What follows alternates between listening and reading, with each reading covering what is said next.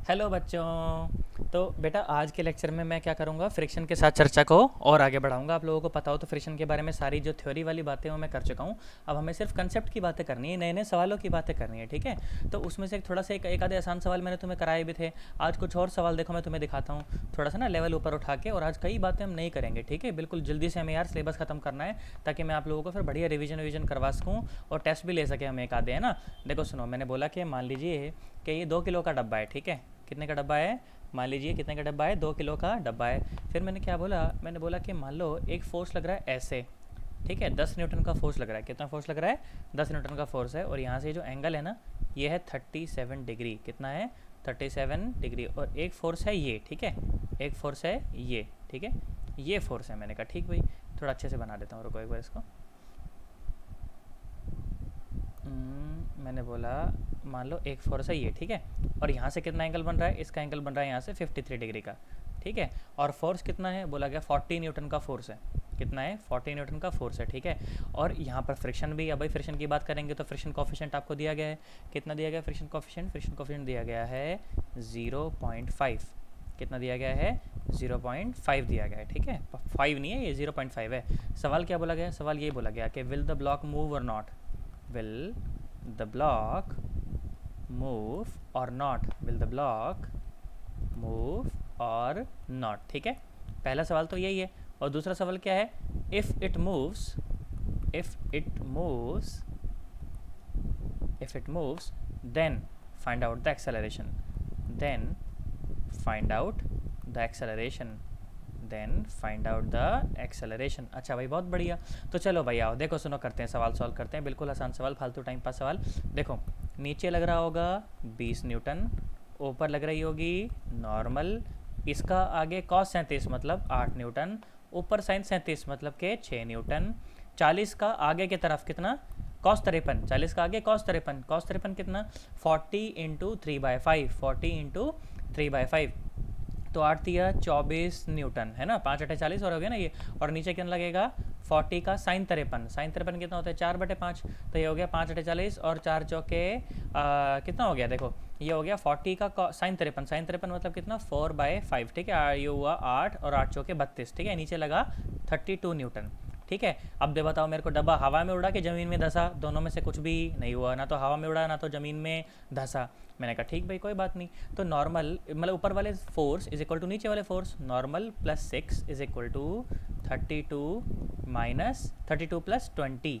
यही आया, कुछ और आया, यही आएगा ना। नॉर्मल सी बात है, समझ आ रही है ना तुम्हें मैं क्या कह रहा हूँ। चलो आ जाओ। तो ये कितना आया, नॉर्मल इज इक्वल टू, देखो ये कितना आया, ये 2 और 3 और 2 5 5 और -6, ठीक है। तो 52 - 6 है ना, यही आया, कुछ और आया। देख लो एक बार, मैंने कुछ गलती ना करी हो बस। देखो ये 40 का नीचे की तरफ कितना था, 40 का नीचे की तरफ था कॉस 53, है ना। 40 का नीचे की तरफ कॉस 53, तो 40 इंटू कॉस साइन 53, साइन 53 होता है 4/5, ठीक है। तो 5 × 8 = 40, 8 चौके 32, नीचे तो लगा 32 न्यूटन, है ना। सही कराया आई थिंक, बिल्कुल सही, एकदम कैलकुलेशन अपनी एकदम सही है, कैलकुलेशन कैलकुलेशन अपनी एकदम ठीक है ना। तो ये क्या बन गया अपने पास, ये क्या बन गया, ये बन गया अपने पास 46 न्यूटन। कितना बन गया, 46 न्यूटन। अच्छा 46 न्यूटन अगर नॉर्मल है तो फ्रिक्शन जो है वो ज़्यादा ज़्यादा कितना लग सकता है, फ्रिक्शन लग सकता है अपने पास 46 × 0.5, 0.5 मतलब यही तो होता है फ्रिक्शनल फोर्स। फ्रिक्शनल फोर्स क्या होता है, म्यू इंटू एन, है ना। तो नॉर्मल अपने पास कितनी आ गई, इतनी आ गई। और ये कितना हुआ, देखो 1/2 हो गया ना, 0.5 का मतलब तो कितना हो गया, 2 दूनी 4 और 2 तिया 6, मतलब 23 न्यूटन का फोर्स फ्रिक्शन लग सकता है मैक्सिमम। अब आगे की तरफ फोर्स देखो कितना लग रहा है, एक तो लग रहा है 24 न्यूटन और एक लग रहा है 8 न्यूटन, है ना। तो आगे की तरफ फोर्स ज़्यादा लग रहा है ना भाई। फोर्स कितना लग रहा है आगे, आगे लग रहा है 24 न्यूटन + 8 न्यूटन। यही था कि कुछ और था, यही था ना। तो ये आया कितना, 32 न्यूटन, ये आया 32 न्यूटन। तो मतलब पक्का पक्का चलेगा भाई, जो आगे फोर्स लग रहा है वो कितना है, 32 न्यूटन। और जो पीछे फोर्स जो मैक्सिमम लग सकता है, पीछे जो मैक्सिमम फोर्स लग सकता है वो कितना है, वो कितना है, वो है अपने पास 23 न्यूटन। तो पक्का पक्का ये डब्बा तो चलेगा, अरे डब्बा तो चलेगा। तो कितने उससे चलेगा, नेट फोर्स कितना है, एफ नेट कितना, एफ नेट इतना है कितना, 32 - 23, 32 - 23 इज इक्वल टू इसी का मास इंटू इसी का एक्सेलरेशन। तो एक्सेलरेशन कितना आया, 9/2, कितना है 9/2 मतलब के 4.5 मीटर पर सेकेंड स्क्वायर, है ना। इस तरह के सवालों में मेरे को कोई टेंशन लेने वाली बात नहीं है ना। और देख लो, और अच्छी अच्छी बातें हैं, बहुत बढ़िया। इसी तरह का एक और सवाल कर लो, कोई दिक्कत थोड़ी है उसमें, कितना ही फोर्स लगाए जाओ अब, है ना, बिंदास करे जाओ एकदम। मैंने बोला ये 10 किलो का है मान लो, ठीक है। और मैंने बोला कि मान लीजिए इस तरफ एक फोर्स लग रहा है, मैंने बोला 40 न्यूटन का फोर्स लग रहा है, ठीक है। और कितना एंगल पर लग रहा है, 37 डिग्री पर लग रहा है। और मैंने बोला कि मान लीजिए इस तरफ एक फोर्स लग रहा है, ये लग रहा है मान लीजिए 50 न्यूटन का फोर्स लग रहा है, ठीक है। कितने का लग रहा है, 50 न्यूटन का फोर्स लग रहा है। और ये एंगल है, ये एंगल है मान लो 37 डिग्री, ये भी कितना है 37 डिग्री। अब सुनो मेरी बात सुनो, देखो ध्यान से। तो नीचे कितना लग रहा होगा, नीचे लग रहा होगा 100 न्यूटन और ऊपर लग रही होगी नॉर्मल, है ना। इसका इस तरफ कितना फोर्स लगा, इसका इस तरफ फोर्स लगेगा कितना बोलो, 40 का cos 37। तो 40 का cos 37 कितना हुआ, 40 इंटू cos 37 मतलब 40 इंटू 4/5, तो 8 चौके 32 न्यूटन, है ना। ये हो गया। और ये ऊपर लगेगा उसका 3/5, तो कितना हुआ 8 या 24 मतलब कि 24 न्यूटन, ठीक है। 50 का cos 37, इस तरफ कितना लगा 40 न्यूटन और इस तरफ कितना लगा 30 न्यूटन, ठीक है ना। तो हवा में उड़ा ना ज़मीन में धसा, तो ऊपर वाले फोर्स इक्वल टू नीचे वाले फोर्स, तो normal plus 24 plus 30 is equal to 100। तो नॉर्मल प्लस कितना आया, ये 4 और ये आया 2 5, है ना। इतना आ गया 4 और 5, ये हो गया 100, ये हो गया अपने पास 100।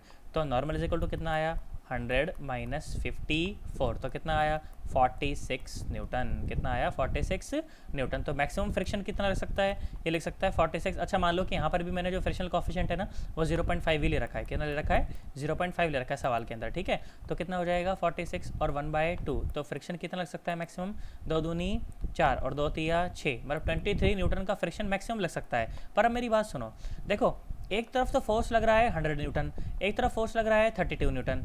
तो ज़्यादा फोर्स किस तरफ है, ज़्यादा फोर्स किस तरफ है, इस तरफ ज़्यादा फोर्स है ना, इस तरफ ज़्यादा फोर्स है।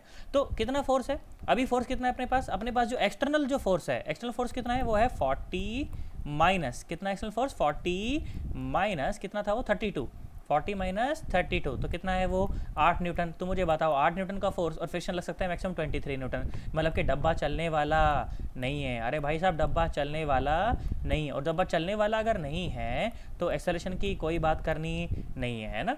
तो इतनी बात अपने को समझ आती है, इसमें कोई परेशानी वाली बात नहीं है ना। एक्सटर्नल फोर्स अगर उससे ज़्यादा है, मैक्सिमम फ्रिक्शन से अगर एक्सटर्नल फोर्स ज़्यादा है तब तो डब्बा चलेगा और नहीं तो डब्बा नहीं चलेगा। अच्छा मुझे एक बात बताओ, फ्रिक्शन लग तो सकता है मैक्सिमम 23 न्यूटन, पर क्या 23 लग रहा होगा, क्या 23 नहीं लग रहा होगा। मेरी बात सुनो, देखो इस तरफ है 40 न्यूटन और इस तरफ है 32 न्यूटन, तो मतलब कि इस तरफ कितना है नेट फोर्स, इस तरफ नेट फोर्स है 8 न्यूटन। तो फ्रिक्शन लगेगा पीछे की तरफ, फ्रिक्शन लगेगा पीछे की तरफ, कितना लगेगा 8 न्यूटन, क्योंकि फ्रिक्शन जो है ना बेटा रिजल्टेंट फोर्स के अपोजिट डायरेक्शन में लगता है, ठीक है। फ्रिक्शन कहाँ लगता है, रिजल्टेंट फोर्स की अपोजिट डायरेक्शन में, है ना। मैं लिख भी देता हूँ यहाँ पर, frictional force acts, frictional force acts in the opposite direction, in the opposite direction of the net force, net बोल लो या रिजल्टेंट फोर्स, है ना, रिजल्टेंट फोर्स, ठीक है।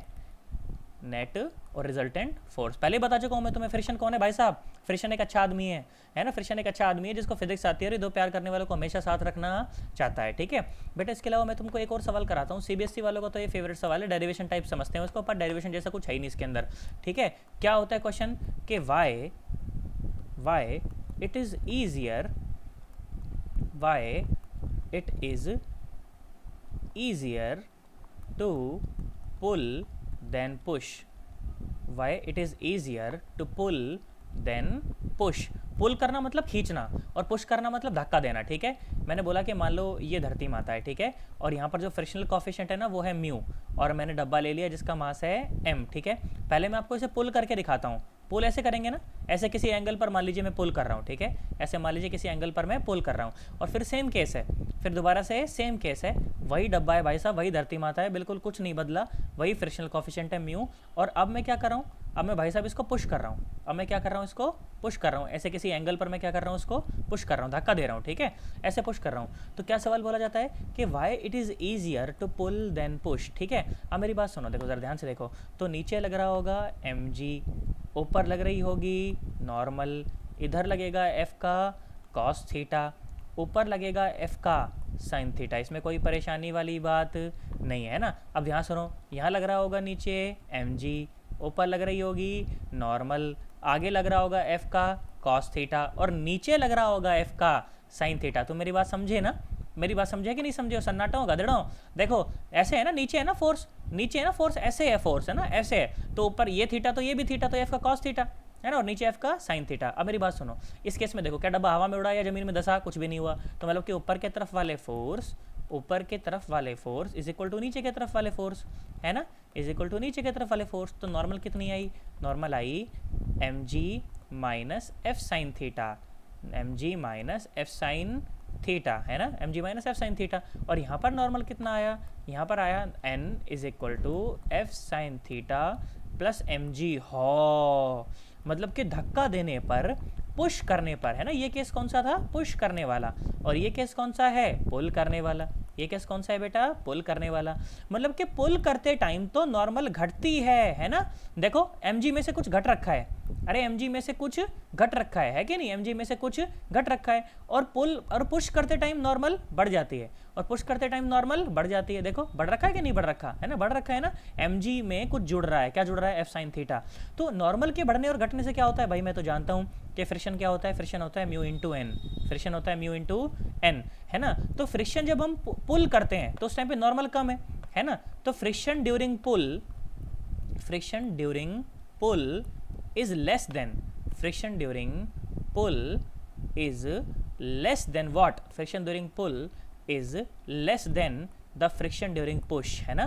पुश करते टाइम नॉर्मल बढ़ जाती है, जिसकी वजह से क्या बढ़ जाता है, फ्रिक्शन बढ़ जाता है। फ्रिक्शन बढ़ जाता है तो हमको ज़्यादा फोर्स लगाना पड़ेगा, है ना। तो क्या ईजियर हुआ, पुल करना आसान हुआ, किससे, पुश करने से, है ना। पुश करने से पुल करना आसान होता है, बस यही बात है। इसलिए तुमने देखा होगा वो लॉन मोवर नहीं होता, उसको जब चलाते हैं ना तो दबा के चलाते हैं, और ले जाना होता है तो उठा के ऐसे लेके जाते हैं ना। मान लो ये लॉन मोवर टाइप कुछ होता है, मान लो ये लॉन मोवर जैसे कुछ भी है ना, इसमें नीचे ब्लेड होती हैं और यहाँ पर एक हत्था होता है। तो वो आदमी क्या करता है, जो इसको घसियारा जो होता है ना, घसियारा मतलब उसको जो चलाता है ऐसे, तो उसको पहले हल्का सा ऐसे हवा में उठाता है ताकि ये ऐसा हो जाए, ताकि ये ऐसा हो जाए, ठीक है, और फिर उसको आगे बढ़ाता है, फिर उसको आगे बढ़ाता है, ठीक है। पर जब उसको ये पुश करना होता है ना, जब इसको घास काटनी होती है तब वो ऐसे फोर्स लगाता है, ऐसे नीचे की तरफ फोर्स लगाता है। जब घास काटनी होती है ना तब नीचे की तरफ फोर्स लगाता है, जिससे उसकी नॉर्मल बढ़ जाए ताकि बड़े ढंग से घास कटती चले, ठीक है, ऐसे होता है, ठीक है। और जब ले जाना हो तो क्या करता है, ले जाना तो ऊपर की तरफ उठाएगा ताकि ऐसा हो जाए, टेढ़ा हो जाए, ताकि फिर है ना उसको कम फोर्स लगाना पड़े, फ्रिक्शन कम मिले उसको नीचे से, है ना। तो ये कहानी होती है। चलो भाई ठीक है भाई, मेरे को इतनी बात समझ आ गई कि जो पुल करना होता है, जो पुल करना होता है वो पुश करने से आसान होता है। मैंने कहा ठीक भाई कोई बात नहीं, इतनी बात मैं समझ गया, पुल करना जो है वो पुश करने के मुकाबले आसान है, क्योंकि पुल करते टाइम नॉर्मल कम हो जाती है, नॉर्मल कम करने से क्या हो जाता है, फ्रिक्शन कम हो जाता है, तो मेरे प्राण बच जाते हैं, इसमें कोई समस्या वाली बात नहीं है, ठीक है। और सुनो एक और सवाल, इसका रिजल्ट तुम्हें आधी रात को भी याद होना चाहिए, देखना तुम पेपर में भी जब तुम बैठोगे ना कहीं पक्का लग रहा होगा ये, ठीक है। सुनो क्या सवाल बोला गया कि what should be the minimum force required to move a block of mass m on a rough horizontal surface of coefficient mu, ठीक है। क्या सवाल बोला गया कि व्हाट शुड बी, एक मिनट रुको इसको अच्छे से लिख देते हैं, what should be the minimum force, what should be the minimum force, what should be the minimum force required, सवाल लिखना अपनी कॉपी में अच्छे से, इसका रिजल्ट तुम्हें आधी रात को भी याद होना चाहिए। What should be the minimum force required to move a block of mass m on a rough surface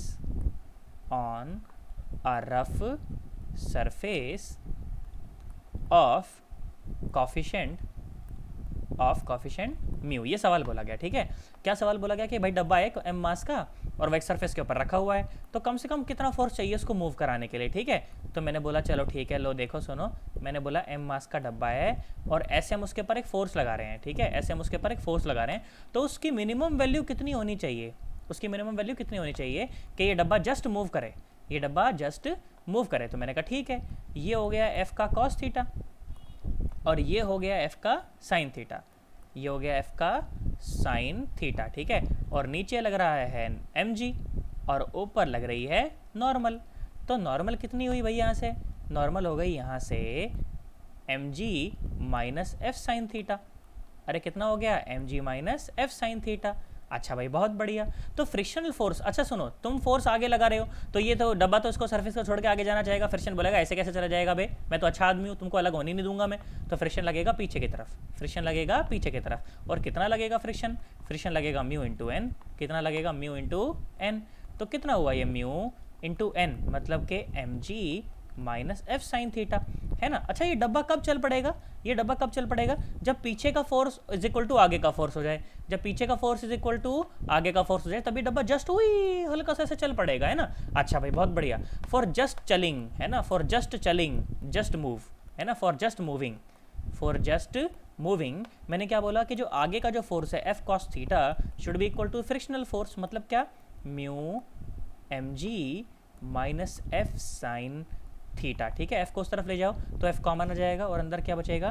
cos theta plus sine theta is equal to mu m g, is equal to mu m g. तो ये force की value आ गई जिसके लिए डब्बा चलना चाहिए, जिसके लिए ये डब्बा चलना चाहिए, cos theta plus sine theta. पर बेटा मेरी बात ध्यान से सुनो, तो इस फोर्स के लिए तो चलेगा पर मुझे तो इसकी मिनिमम वैल्यू निकालनी है। तो तुम्हें याद हो मिनिमम मैक्सिमम का कंसेप्ट तुम्हें पहले भी सिखा चुका हूँ। क्या करते हैं भाई, आप उसको फर्स्ट डेरिवेटिव करो, फर्स्ट डेरिवेटिव करके जीरो के इक्वल पुट कर दो तो आ जाएगा अपने पास। अब मेरी बात सुनो, अब मेरी बात सुनो कि अगर आप ये चाहते हो, अगर आप ये चाहते हो कि फोर्स की वैल्यू मिनिमम हो, फोर्स की वैल्यू मिनिमम हो, तो बेटा अगर नीचे वाली क्वांटिटी की वैल्यू मैक्सिमम हो जाए, अगर नीचे वाले क्वांटिटी की वैल्यू मैक्सिमम हो जाए तो ऊपर वाले की क्या हो जाएगी? टोटल क्वांटिटी की वैल्यू क्या हो जाएगी? मिनिमम हो जाएगी, है कि नहीं? अरे इतना गणित तो समझते हो ना, इतना गणित तो समझते हो ना। मेरे को एक बात बताओ, 1/2, 1/3, 1/4, 1/5, इसमें बड़ा कौन है? इनमें सबसे बड़ा कौन है? इनमें सबसे बड़ा है 1/2, उससे छोटा 1/3, उससे छोटा 1/4, उससे छोटा 1/5। जैसे जैसे नीचे की वैल्यू बढ़ती है ना,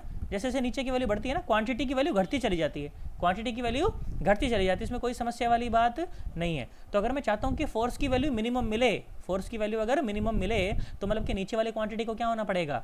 मैक्सिमम होना पड़ेगा। भाई साहब cos theta plus sine theta को क्या होना पड़ेगा? मैक्सिमम होना पड़ेगा। तो चलो भाई मैक्सिमम करने के लिए क्या करें? इसका फर्स्ट डेरिवेटिव करें, जीरो का इक्वल पुट कर दें। ठीक है, तो मतलब कि डिफरेंशिएट करो, डिफरेंशिएट करो किसको?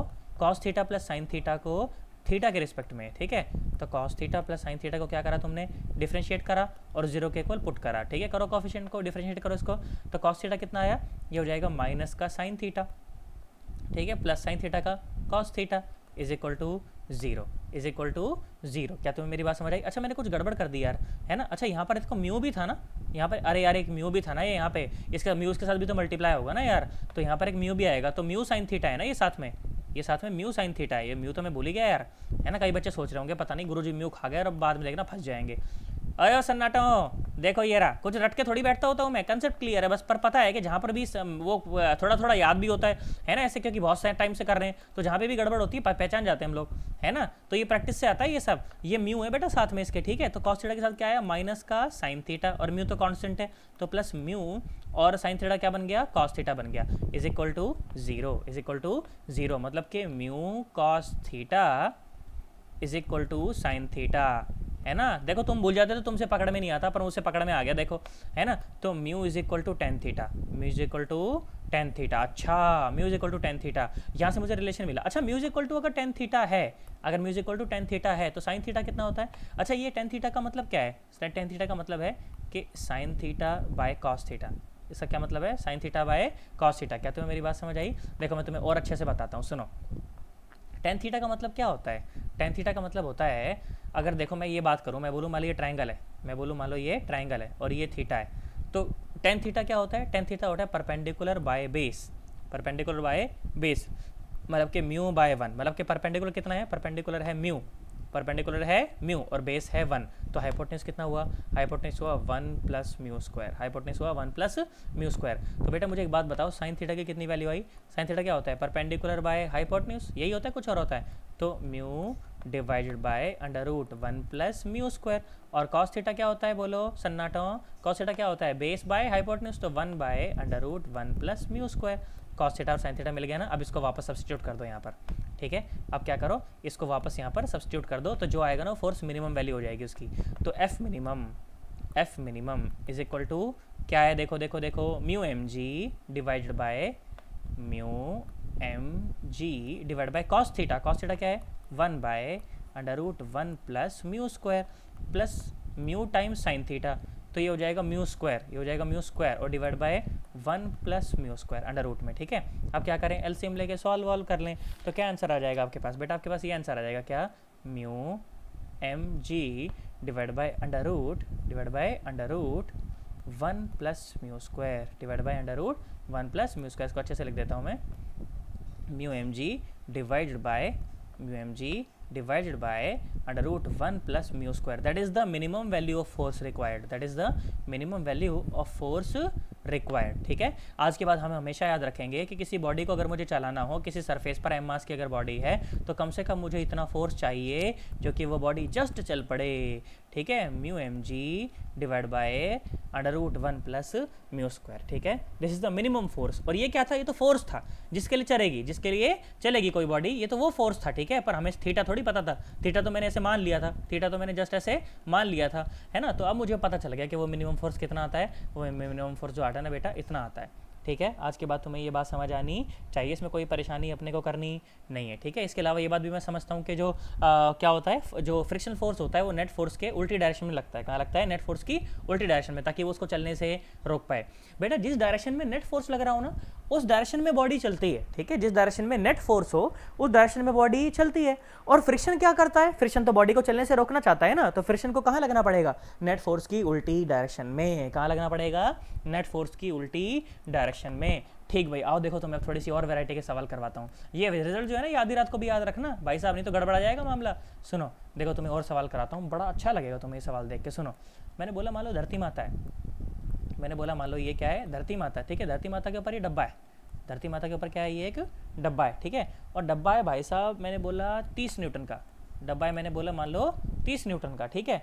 और मैंने बोला मान लो ये है ना, इस तरफ से एक फोर्स लग रहा है 40 न्यूटन, इस तरफ से एक फोर्स लग रहा है मान लो 40 न्यूटन, ठीक है। और थोड़ा सा चेंज करते हैं, चलो डब्बा नहीं है 30 न्यूटन का, ठीक है। ऐसा करते हैं, मान लो, एक मिनट रुको जरा, देखो सवाल को अच्छे से फ्रेम करता हूँ मैं। मैंने बोला कि मान लो ये डब्बा 5 किलो का है, मैंने बोला ये डब्बा मान लो 5 किलो का है, ठीक है। डब्बा है मान लो 5 किलो का, ठीक है भाई, बहुत बढ़िया। और बेटा मैंने क्या कर रखा है, मैंने डब्बे के ऊपर ना एक ऐसा फोर्स लगा रहा हूँ, डब्बे के ऊपर एक ऐसा, इसका क्या मतलब है, इसका मतलब है कि मैं इनटू द पेपर फोर्स लगा रहा हूँ। बेटा मेरी बात सुनो जरा ध्यान से देखो, तो अगर मान लीजिए कोई ये सरफेस है मान लो, ठीक है, ये मान लो कोई सरफेस है, ठीक है, ये मान लो कोई सरफेस है, ठीक है, ये मान लो कोई शीट वीट है पेपर की, ठीक है, इस तरह से कोई शीट वीट है। तो अगर आप बिल्कुल इसके परपेंडिकुलर ऐसे फोर्स लगाते हो ना, बिल्कुल इसके परपेंडिकुलर अगर आप अंदर की तरफ फोर्स लगा रहे हो, तो अब ये बेटा, अब देखो, अगर मान लो ये शीट तो मैंने तुम्हारे सामने थोड़ा सा 3D में करके बनाई, अगर मैं शीट ऐसे बनाता तो इसका मतलब है मान लो ये शीट तुम्हारे पास दीवार में चिपक रही है, ठीक है। ऐसा मानो कि दीवार में शीट चिपकी हुई है, और जब मैं लिखूँ ना ऐसा फोर्स लगा रहा हूँ, जब मैं लिखूँ ऐसा फोर्स लगा रहा हूँ, तो तुम्हें समझना चाहिए कि मैं शीट के ऊपर परपेंडिकुलर फोर्स लगा रहा हूँ उसके अंदर की तरफ, ठीक है, उसके अंदर की तरफ। और अगर मैं बोलता कि मान लो ये फिर से यही शीट है, मैं बोलता मान लो फिर से यही शीट है, और भाई साहब मैं इसके ऊपर फोर्स लगा रहा हूँ ऐसा, सुनो, इसके सरफेस के बिल्कुल परपेंडिकुलर और बाहर की तरफ, इसके सरफेस के बिल्कुल परपेंडिकुलर और ये बाहर की तरफ। और अब मैं कह रहा हूँ कि मान लो ये शीट दीवार में चिपकी हुई है, तो मेरे को ऐसे दिखाना चाहिए, इसको कैसे, एक डॉट से दिखाना चाहिए। तो इस डॉट का क्या मतलब है, इस डॉट का मतलब है आउट ऑफ द पेपर, इस डॉट का क्या मतलब है, out of the paper, out of the plane, out of the plane and that too perpendicular, out of the plane and that too perpendicular. और क्रॉस का क्या मतलब है, into the plane and that too perpendicular. बेटा I hope आपको ये बात समझ आ गई होगी ना, कि इसका मतलब क्या होता है, क्रॉस का मतलब क्या होता है, into the paper, into the paper, ठीक है, इनटू द पेपर। और डॉट का क्या मतलब होता है, डॉट का मतलब होता है आउट ऑफ द पेपर, ठीक है ना। पक्की बात एकदम, सोच लो यार, आया है कि नहीं आया यार। ऐसा मान लो अगर ये धरती माता है और ऐसे में अगर फोर्स लगा रहा हूँ धरती माता के ऊपर, फिर मैं, अगर तुम ऊपर से देखोगे ना, मान लो तुम यहाँ पर खड़े हो, मान लो तुम यहाँ पर ऐसे खड़े हो और तुम नीचे देख रहे हो, तो तुम्हारे लिए फोर्स ऐसा लग रहा है, तुम्हारे लिए फोर्स कैसा लग रहा है, ऐसा, ठीक है। और मान लो अगर ऐसा फोर्स लगा रहा हूँ मैं, ऐसा फोर्स लगा रहा हूँ, तो तुम जब यहाँ पे खड़े होकर देख रहे हो ना, तुम्हारे लिए फोर्स कैसा लग रहा है, ऐसा लग रहा है, ठीक है। आई होप अब तो बात समझ आ गई होगी, है ना। अब सुनो मेरी बात, देखो अभी सबको मैं डिलीट कर देता हूँ, इसका कोई लेना देना नहीं है अपने से, ठीक है। चलो भाई अब अपन बात आगे बढ़ाएंगे। अब मुझे डॉट और क्रॉस का मतलब पता है, ठीक है। डॉट का मतलब क्या है, आउट ऑफ द पेपर, और क्रॉस का क्या मतलब है, क्रॉस का मतलब होता है इनटू द पेपर। इतनी सी बात मुझे समझ आती है, इसमें कोई परेशानी वाली बात नहीं है, ठीक है। अब सुनो, तो इसका क्या मतलब होता है यहाँ पर, इस क्रॉस का क्या मतलब है कि स्क्रीन के अंदर फोर्स लग रहा है बिल्कुल परपेंडिकुलर, ठीक है, स्क्रीन के अंदर फोर्स लग रहा है बिल्कुल परपेंडिकुलर, ठीक भाई, बहुत बढ़िया बात समझ आई। और यहाँ पर जो फ्रिक्शनल कोफिशिएंट है, और यहाँ पर जो फ्रिक्शनल कॉफिशिएंट है वो कितना है, वो आपको दे रखा है मान लो 0.5, कितना दे रखा है 0.5। तो फिर से वही सवाल बोला गया कि बताओ डब्बा चलेगा कि नहीं चलेगा, और चलेगा तो इसका एक्सेलरेशन कितना होगा। सुनो ध्यान से देखो, और ये फोर्स है ना, जो क्रॉस वाला जो फोर्स है, ये तुमको दिया गया है 30 न्यूटन। कितना दिया गया है 30 न्यूटन। तो मुझे पता है कि बेटा नीचे जो फोर्स लग रहा होगा, नीचे जो फोर्स लग रहा होगा वो कितना होगा 50 न्यूटन, क्योंकि डब्बे का वजन कितना है 5 किलो है, और ऊपर जो फोर्स लग रहा होगा वो होगा नॉर्मल। ठीक है, तो नॉर्मल कितना आया, नॉर्मल आया कितना 50 न्यूटन। कितना आया 50 न्यूटन। तो फ्रिक्शन कितना लगेगा, फ्रिक्शन लगेगा म्यू इंटू एन। ठीक है, तो मतलब कि 0.5 इंटू 50 तो कितना आया 25 न्यूटन। कितना आया 25 न्यूटन। मतलब कि फ्रिक्शन मैक्सिमम 25 न्यूटन लग सकता है, पर 25 न्यूटन भाई लगेगा कहाँ, अरे लगेगा कहाँ, ये कहाँ लगेगा भाई साहब, नेट फोर्स की डायरेक्शन में, नेट फोर्स की उल्टी डायरेक्शन में। अब सुनो देखो जरा ध्यान से देखो, अब ये बोर्ड पे समझाना थोड़ा सा आसान होता है, बट चलो फिर भी मैं प्रयास करूंगा। बेटा इसका क्या मतलब होता है, इनटू द पेपर। ठीक है, और ये है बिल्कुल, तुम देखो जरा ध्यान से देखो, तो थोड़ा सोचोगे ना तो तुम ऐसा पाओगे कि ये 30 न्यूटन और ये 40 न्यूटन एक दूसरे के परपेंडिकुलर हैं, एक दूसरे कैसे हैं परपेंडिकुलर। ये है इनटू द पेपर और ये है इन दैट प्लेन। ठीक है, ये ऐसे है, ठीक है, इसकी डायरेक्शन है ये वाली, और ये बिल्कुल इसके परपेंडिकुलर है। तो ये केस देखो तुम्हारे सामने कुछ ऐसा है। बेटा इसको अगर नहीं समझ आए तो बेझिझक मुझे फ़ोन कर लेना, मैं व्हाट्सएप पे तुम्हें बहुत बड़े ढंग से समझा दूंगा। अगर नहीं समझ आएगा तो परेशान मत होना बस, ठीक है। तो मैं इनको देखो तुम्हें परपेंडिकुलर बना के दिखाता हूँ, सुनना जरा ध्यान से। तो ये कुछ इस तरह की कहानी है कि भाई इस डायरेक्शन में तो फोर्स लग रहा है आपके पास 40 न्यूटन, इस डायरेक्शन में तो आपके पास फोर्स लग रहा है 40 न्यूटन। और बेटा इनटू द पेपर यहाँ पर बनाना पॉसिबल नहीं है, इसलिए मैं ऊपर बना देता हूँ। इसका क्या मतलब है, इनटू द पेपर कितना है ये 30 न्यूटन है। तो फ्रिक्शन जो होगा नेट कहाँ लगेगा, नेट लगेगा इस डायरेक्शन में। और कितना है नेट फोर्स, कितना है, ये है √40 का स्क्वायर, √40 का स्क्वायर प्लस √30 का स्क्वायर, मतलब कि 900। तो ये आ गया 25 न्यूटन। कितना आ गया 25 आ गया 50 आ गया 50 है ना, क्योंकि 2500 हो जाएगा ना, तो ये जाएगा 50 न्यूटन। कितना हो जाएगा 50 न्यूटन। अच्छा भाई 50 न्यूटन। और फ्रिक्शन कहाँ लगता है, नेट फोर्स की उल्टी डायरेक्शन में। फ्रिक्शन कहाँ लगता है, नेट फोर्स की उल्टी डायरेक्शन में। और फ्रिक्शन कितना लग सकता है मैक्सिमम, ये तो सिर्फ 25 न्यूटन लग सकता है। कितना लग सकता है 25 न्यूटन। तो इसका मतलब बॉडी तो चलेगी, इसका मतलब बॉडी तो चलेगी। तो जो नेट फोर्स है, तो जो नेट फोर्स है बेटा, नेट फोर्स कितना है, नेट फोर्स इतना है, कितना है बोलो 50 माइनस 25 इज इक्वल टू इसी का मास इंटू इसी का एक्सेलरेशन। और मास कितना है इसका, इसका मास है 5 किलो, इसका मास है 5 किलो। तो 5 इंटू एक्सेलरेशन, तो एक्सेलरेशन कितना आया 25/5, तो कितना आया 5 मीटर पर सेकेंड स्क्वायर। कितना आया 5 मीटर पर सेकेंड स्क्वायर। देखो एक और सवाल कराता हूँ ऐसा ही, देखो अब देखना तुम कर पाते हो कि नहीं कर पाते। सुनो देखो इसको एक बार बेटा खुद से ट्राई करना। देखो मैं सॉल्व तो करवा ही रहा हूँ, बाकी एक बार खुद से ट्राई करना वीडियो को स्टॉप करके। सुनो मैंने बोला मान लो ये है धरती माता, धरती माता नहीं, मैंने बोला दीवार है ये क्या है, दीवार है, ठीक है। और दीवार के ऊपर जो फ्रिक्शनल कॉफिशिएंट है ना, दीवार के ऊपर जो फ्रिक्शनल कॉफिशिएंट है वो आपको दे दिया, कितना दे दिया 0.5 दे दिया। कितना दे दिया 0.5, मतलब वो दीवार खुरद रही है। और तुमने क्या कर रखा है, तुमने भाई साहब एक डब्बे को ना तुमने दीवार के ऊपर ऐसे रोक रखा है भाई साहब, यहाँ से फोर्स लगा के, यहाँ से एक फोर्स लगा के। कितना फोर्स लगा रहे हो तुम, 100 न्यूटन का फोर्स लगा रहे हो। कितना फोर्स लगा रहे हो, 100 न्यूटन का फोर्स लगा रहे हो। और ये 3 किलो का डब्बा है, ठीक है, 3 किलो का ये क्या है डब्बा है, 3 किलो का क्या है ये डब्बा है। तुम्हें मेरी बात समझ आई ना। और एक फोर्स तुमने कैसे लगा रखा है, एक फोर्स तुमने लगा रखा है ऐसे, कैसे देखो, एक फोर्स ऐसे लगा रखा है 40 न्यूटन, एक फोर्स ऐसे लगा रखा है 40 न्यूटन, ठीक है। अब बताना कि भाई डब्बा चलेगा कि नहीं चलेगा, और चलेगा तो एक्सेलरेशन कितना होगा, ठीक है। अब मेरी बात सुनो, देखो अब मेरी बात सुनो, मैं ऐसे आशा कर रहा हूँ कि तुमने एक बार खुद से करने का ट्राई किया था। देखो सुनो, तो अगर 40 न्यूटन का फोर्स अगर ऐसे लग रहा है तो नॉर्मल तो ऊपर की तरफ लगेगी ना। नॉर्मल कितनी लगेगी, जितना है वो। तो नॉर्मल कितना है इस सवाल में, नॉर्मल है 100 न्यूटन। कई बच्चे नॉर्मल को ना 30 न्यूटन ले रहे होंगे, भाई साहब नॉर्मल 30 न्यूटन नहीं है यहाँ पर, नॉर्मल है 100 न्यूटन। क्योंकि 100 न्यूटन का जो फोर्स है वो सरफेस को प्रेस कर रहा है ना, तो नॉर्मल उसकी बिल्कुल उल्टी डायरेक्शन में लगेगी, तो ये नॉर्मल हो गई, ठीक है। तो फ्रिक्शन जो होगा, फ्रिक्शन मैक्सिमम कितना लग सकता है 100 इंटू उसका कॉफिशिएंट, मतलब 0.5, कितना 0.5, तो कितना लग सकता है 50 न्यूटन का फ्रिक्शन लग सकता है। पर 50 न्यूटन फ्रिक्शन लगेगा कहाँ, वो सुनो, देखो कैसे लगेगा, कहाँ लगेगा, सुनो। देखो 40 न्यूटन का फोर्स तो इंटू द पेपर, और 30 न्यूटन का फोर्स नीचे, ठीक है, 30 न्यूटन का फोर्स नीचे। देखो मैं तुम्हें इस तरह से करके समझाता हूँ इसको, कि 40 न्यूटन मान लो ऐसे है, 30 न्यूटन मान लो ऐसे है, ठीक है, 30 न्यूटन मान लो ऐसे है, ठीक है, 40 न्यूटन मान लो इस तरह से है, और 30 न्यूटन इस तरह से है। तो जो नेट फोर्स है वो कितना है 50 न्यूटन। नेट फोर्स कितना है 50 न्यूटन। और फ्रिक्शन कितना, फ्रिक्शन बिल्कुल उसके पीछे, फ्रिक्शन बिल्कुल उसके पीछे, वो भी कितना 50 न्यूटन। तो भाई साहब ये डब्बा चलने वाला नहीं है, अरे डब्बा चलने वाला नहीं है, क्योंकि भाई साहब जितना आपका नेट फोर्स आ रहा है, जितना आपका नेट फोर्स आ रहा है उतना ही क्या आ रहा है आपका फ्रिक्शन आ रहा है, तो भाई साहब डब्बा चलने वाला नहीं है। आई होप तुम्हें मेरी बात समझ आ गई होगी यार। पक्की बात एकदम। इसके बाद तो मैं बिल्कुल स्टाइल चेंज कर दूंगा, अलग अलग तरह के हम लोग सवाल करेंगे, ठीक है। तो इतना आप लोग कर लें, उसके बाद अपन मिलते हैं फिर अगली वीडियो में, ठीक है। चलो बाय बाय, टाटा।